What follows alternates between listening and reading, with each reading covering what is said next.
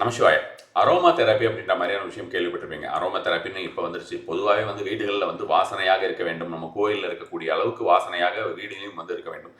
பர்டிகுலராக வடகிழக்கு பகுதி அப்படின்ற மாதிரியான விஷயம் எல்லாம் நம்ம முன்னோர்கள் சொல்லி வைத்திருக்கிற ஒன்று தான். வடகிழக்கு பகுதி, அதாவது ஈசான்யம் சொல்லக்கூடிய ஒரு விஷயம் வந்து குருவுடைய அந்த ஈசான்யத்துக்கு உண்டான அதிபதி குரு. அந்த குரு அப்படின்ற ஒரு விஷயம் தான், ஜூபிட்டர் தான் வந்து காரகா ஃபார் வெல்த். ஸோ இந்த விஷயம் எல்லாமும் வந்து தெரிஞ்ச ஒரு விஷயம் தான். இந்த வந்து நம்ம வீட்டில் எப்படி வந்து முன்னேற்றிக் கொள்ளலாம், இந்த மாதிரியான விஷயங்களை வந்து எப்படி ஒவ்வொரு அந்த வடகிழக்கு பகுதியிலே நம்ம பூஜை அறை வைக்கிறது அப்படின்ற மாதிரியான விஷயமா சொல்லியிருந்தாங்க. அந்த பூஜை அறை வைக்கிறதாகட்டும், அதே போல் வந்து பார்த்தோம்னா இந்த வடகிழக்கு பகுதியிலே நமக்கு வந்து ஒரு பர்டிகுலர் விதமான ஒரு வாசனைகள் வந்து கொண்டிருந்தால் அது வந்து எந்த அளவுக்கு நன்மை பயக்கும் அப்படின்ற மாதிரியான விஷயத்தை தான் பார்க்க போகிறோம். பொதுவாக வந்து இந்த ஒரு வடகிழக்கு பகுதிங்கிறதுல உங்களுக்கு பூஜை ரூம் இல்லாவிட்டாலும் உங்கள் வீட்டில் இருக்கக்கூடிய ஒரு பிரதான வடகிழக்கு பகுதியோ அல்லது உங்களால் எந்த ஒரு வடகிழக்கு பகுதியில் செய்ய முடியுமோ செய்யுங்க. ஆனால் பொதுவாக இதோடைய ரிசல்ட் அப்படின்றது பார்த்தீங்கன்னா உங்களுக்கு ஓவரால் வீட்டிற்குள் இருக்கக்கூடிய வடகிழக்கு பகுதியில், அதாவது வடகிழக்கு பகுதி அப்படிங்கிறது வந்து பார்த்தீங்கன்னா நார்த் ஈஸ்ட். ஸோ அந்த பகுதியில் செய்கிறது தான் வந்து அதிகப்படியான ஒரு பலன் கிடைக்கும். அப்படி இல்லாத பட்சத்தில் வந்து பெரிய அளவில் பலன் கிடைக்காது. இப்போ ரொம்ப கம்மியாக தான் கிடைக்கும், குறைஞ்ச அளவில் தான். ஏதாவது ஒரு ரூமில் வந்து வடகிழக்கு பகுதி இருக்குது, அங்கே மட்டும் செய்கிறோம் அப்படின்ற மாதிரி தான் அதோடைய பலன் வந்து வரதுக்கு வந்து லேட் ஆகும் அப்படின்னு வச்சுக்கோங்களேன்.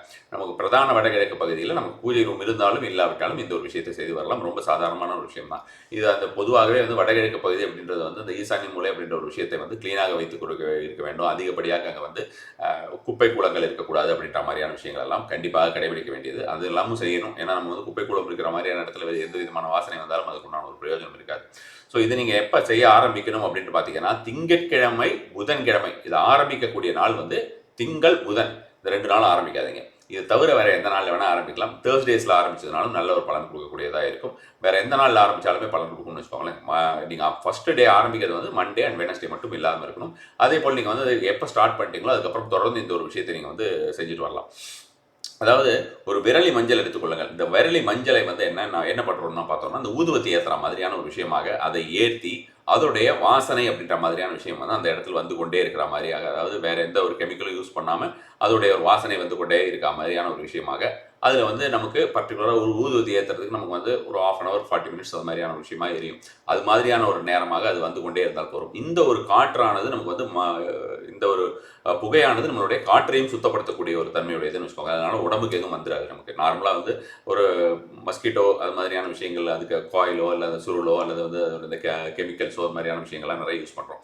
அதெல்லாம் கூட அதில் வந்து நிறைய பாதிப்புகள் வரலாம். ஆனால் இந்த மாதிரியான ஒரு விஷயத்தில் வந்து நமக்கு கண்டிப்பான முறையிலே பாதிப்பு வராது.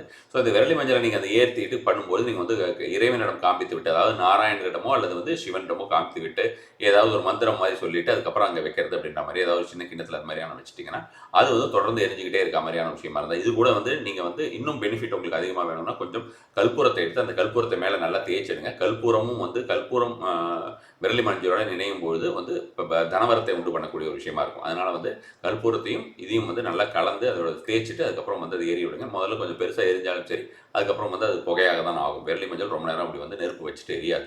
ஸோ அது மாதிரியான ஒரு புகை வந்து கொண்டே இருக்கட்டும். அது மாதிரியான ஒரு விஷயமாக நீங்கள் அந்த வடகிழக்கு பகுதியை செய்து வருவது அப்படிங்கிற விஷயம் வந்து அதிகப்படியான பலன் தரும். இது மாதிரியான ஒரு அரோமா வந்துக்கிட்டே இருக்குது, இந்த மாதிரியான ஒரு வாசனை அந்த மாதிரியான இடத்துல வருது அப்படின்ற போது அங்கே உட்காந்து நீங்கள் ஏதாவது ஒரு மந்திரம் சொல்லுவதுங்கிறதும் அதிகப்படியான ஒரு பலன் தரக்கூடியதாக இருக்கும். நமசிவாய்.